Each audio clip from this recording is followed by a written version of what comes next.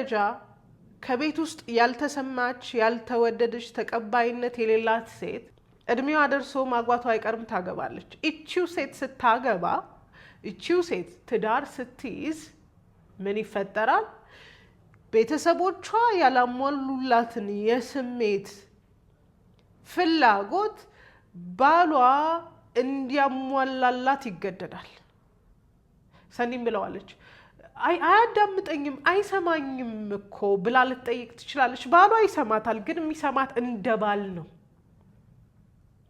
ጥያቄው ሰውየው እንደ ባል ነው የሰማት ወይስ እንደ ወላጆቿ ነው የሰማት መሆን ሲኖርበት አይሰማኝም አይሰማኝም አይሰማኝም ሂል አድርጉ ምልበት ምክንያት አንዳንዱ ኃላፊነት አንዳንዱ ስራ የባሎቻችሁ ሳይሆን የቤተሰቦቻችሁ ነው።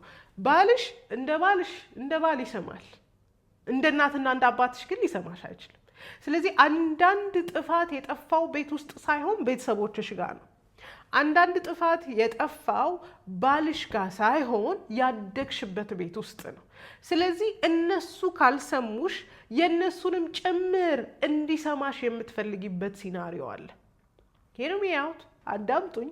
ከዛ I did the same thing እና ፕራዮሪታይዝ መደረግ፣ የመጀመሪያ መሆን፣ መሰማት፣ ተቀባይነት ማግኘት፣ አንቺ እኮ መባል የምንፈልገው አንቺ እኮ ምናምን መባሉን ከቤተሰቦቻችን ስላላገኘ ነው።